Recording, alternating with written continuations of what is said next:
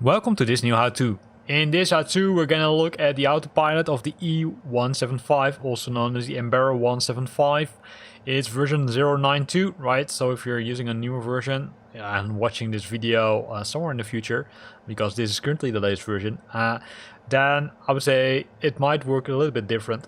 So where can you find the autopilot? Well, like with all, I would say, aircrafts in Flight Simulator, you can find it in the center, right? Here's the most important button that will activate the autopilot. On both the left and the right side of this, I would say, part, you can find either, I would say, the buttons to fly a certain direction, right? The heading mode and also the navigation mode. And the navigation mode will use the navigation system as the input. And you've got the, I would say, altitude settings, like the flight level change, which will climb to a specific altitude and maintaining a certain speed. Or you've got the altitude hold mode, and the altitude hold mode is activated the last few hundred feet automatically, right? Or if you activate the autopilot and you want to keep flying on that specific altitude, you just press the altitude hold mode, and that will, say, make sure that the aircraft keeps that specific altitude. And this aircraft has a flight path angle mode, which also set the flight path angle, right? The climb rate or the descent rate, and also the vertical speed hold mode. The vertical speed hold mode is used to, say, climb a specific angle or decrease a specific angle, and that can be controlled by using this nice button over here. The speed is, let's say, works independently of the autopilot as far as I figured out, and you see a button here where you can manipulate that speed over here. So let's make sure that we prepare the aircraft correctly, right? So one of the things which the HC told us was that we need to climb to 7,000 feet, right? So going to this nice button, we can set the altitude. And if we look at this nice screen, you can see that it has now changed. The same screen is available for the co-pilot, right? So we're going to change it, and we're going to look at the screen of the co-pilot and then set it to 7,000 feet. That's now being done. That's good. You can also switch the altitude unit if you want, but I would say 7,000 in this case would be, I would say, the good value to use. Then the next thing we're gonna do is we're gonna make sure that we're flying a certain speed. Currently you can see the maximum speed to 149, but we're gonna increase it using this button to 210 roughly. In most cases you can't fly say faster than specific speed. You can also set it to 190, but 210 is currently is a nice speed because we haven't been instructed yet. Normally you should know that rules as a pilot, of course. There's also a button here which allows you to switch to the mag mode or to the NOTS mode, right? I'm always preferring to use the NOTS mode, but it really depends what you prefer. And over here we've got, I would say, a nice button which says inoperative. That looks like to allow you to use the FMS or manual, right? The manual mode is what we just did. And it looks like that in the future they will, I'd say, bring an option where you can, I'd say, control the speed by setting the speed in the flight plan, and then it will automatically increase, decrease speed depending on where you are with your flight plan. Talking about that one, right, we already programmed the flight plan. We can see the route, right? We're flying from Rotterdam to Düsseldorf. That's good. So we're gonna switch to progress one because we don't mind yet how we're flying. I'm not gonna go to the MCDU setup for now. I will just keep it as is. But before taking off, I want to explain one other button, and that's this one, right? This one is the heading mode, but it also has a heading sync mode. And if we move to this position, you can see that the heading is currently set to the north, right, 000. But if you press this nice button on top, it will switch it to the, say, existing heading. So in this case, 235. So we will keep this as the heading, and we're gonna fly this heading. That's good.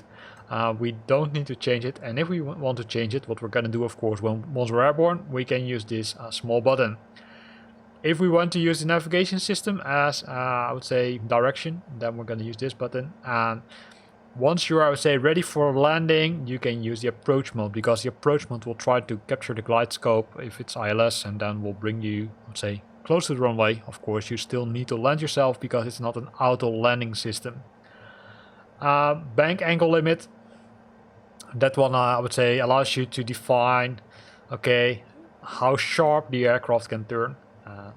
But I will leave it as is. I didn't find a reason yet to switch it on. So everything is ready, right? Let's make sure that the flaps are in the correct angle. Oh, they are, so that's good. So let's go airborne in this case. Oh, I forgot one thing, of course.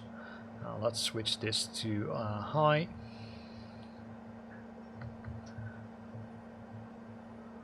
And then, oh, wrong button. And then let's start increasing the speed, right?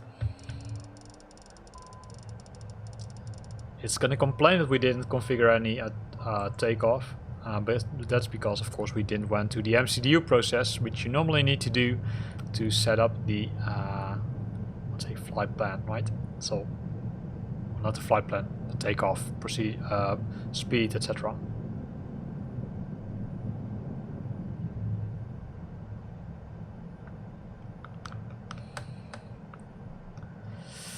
So we're airborne. Gears up.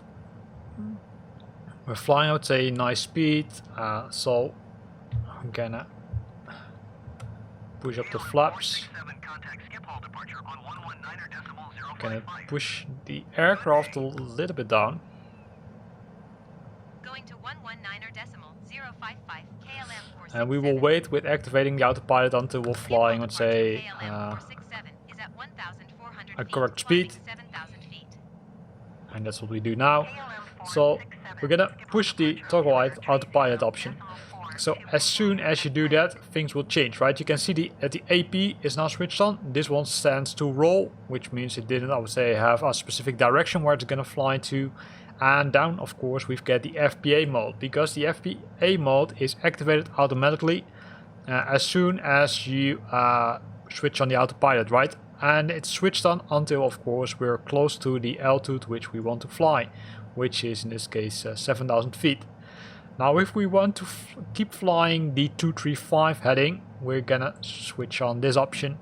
This option will make sure that we're flying into that specific direction, and you can also see that it has now been switched to the heading mode. So this screen, both for the pilot but also for the co-pilot, will show you which mode has been activated. As you can see, we're climbing we're going fast like crazy. So let's also switch on the auto throttle option, because the auto throttle option will manipulate the throttling mechanism, right? So even if you switch on the autopilot, if you don't switch on the auto throttle, it will not work, because I would say, is not instructed to do so, right? So yeah, as you can see, since we're coming close to the altitude which we want to fly, it's now gonna blink yellow. And you can also see that the climb rate will likely decrease pretty soon. And the other thing is that it now switched to alt mode, right? So you can see that the FPA mode, the flight path angle mode, is not blinking anymore. But now it has set it to the alt mode, which is good. And that's one of the options, right? So be prepared about that. If you switch on the autopilot, it will switch on the FPA mode automatically. So we've just been instructed to increase our altitude, right? We're going to use this button again to switch it, and then we're going to use the flight level change option. That's the FLC. That's over here. So we're going to press it. You can see that it has now changed to flight level change mode, and it will start climbing again. Cool, right? Next option, right? The nav mode. If we switch on the nav mode, you will see that it has been set to lock. But the other thing which you probably observed is that there's no information over here. If you see that that happens, you probably need to check the source system. And the source system can be changed by using the FMS select option. And you can either go to FMS 1 or FMS 2, and then it will show you the direction, or the distance, but also the ETA.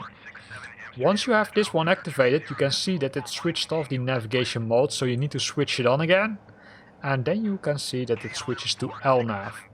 As soon as it switches to LNAV, I would say you're in good hands, because then it will make sure that it will turn the aircraft into the correct direction and I will fly to that specific beacon. Currently we're coming close to the 9,000 feet, right? So then we almost used all the options, because we used the nav mode, we used the heading mode, the approach mode, the auto throttle, the VNAV. You can use it, but as you probably have seen in my flight plan, I didn't set up specific altitudes. You can do that, because then the VNAV will, I'd say, follow that and will try to climb to those specific altitudes, I would say, on the way to the waypoint, right? The VNAV mode is, I would say, is currently using the standard mode, or the standard functionality from Flight Simulator. The same thing is applicable for the LNAV mode, but this team is working on implementing their own custom system, like I would say some of the other parties did, or the other third parties did, right? So that's cool. So we're going good, right? We're going to increase the speed a bit to 225. You can directly hear the engines switching on. And then I'm going to show you the last option, right? And that's the vertical speed mode. So we're going to ask for an increase of 1,000 feet. Skip all departure KLM for 67. Request 10,000 feet. KLM 467 climb and maintain 10,000 feet. Okay, so let's adjust the settings again, right? 10,000 feet KLM 467. Now we're going to use the vertical speed mode, and vertical speed mode allows you to set the climb rate, right? So you can see that I'm going to turn this option, and then you can either turn down like we just did, so then it will decrease altitude, or you can go into the other direction. Then you will see a small arrow up, probably better to show it here. And in this case we'll do a climb of 500 feet per minute, and still climbing, right? So once it's coming close to the 10,000, it will again automatically switch to that alt mode, so there's nothing you need to worry about it. And if you want to climb faster, of course, you need to, I would say, increase this value if you want. But we're going good, right? It's, I would say, going to adjust, because we need to, I would say, come on that I would say flight path, right? If we open the VFR map, you can see that once that's loaded, you will see that the aircraft will start turning, and then at one point it will fly into the direction of this nice beacon, and the rest goes automatically, because if the beacon changes, then it will also adjust the I would say direction. The other thing I need to warn you about is if you're switching these options, right? If you go to FMS 1, 2, that in some cases it will, I'd say, switch off the LNAV mode, and that of course, I would say, will prevent the aircraft from turning. So make sure that you're, I would say, setting it in the correct mode by using that FMS button. The other thing which sometimes happens, not with this aircraft, but I've seen it with other ones, is that it doesn't capture the route. If that's the case, then make sure that you're close enough to that, in this case, to this pink line, because then it simply doesn't understand what it needs to do. In that scenario, you can use the heading mode to come close to that line, and once you're close enough, you will see that it will automatically pick it up, right? So then it will show the LNAV in white here, and the heading mode in green here, and then once that's captured, it will automatically switch between the two modes. So here ends this video, where we looked at most of the functionalities. The only exception is that we didn't look at the approach mode. That's ready for a new video, which I'm going to post really soon, so keep an eye on my channel. Hope you liked it. If you liked it, then consider to use the like button. If you got questions or comments, then feel free to post them in the comment box below. And if you want to stay up to date about new videos I'm posting, then make sure that you're subscribing to my channel. Thanks for watching, and see you next time.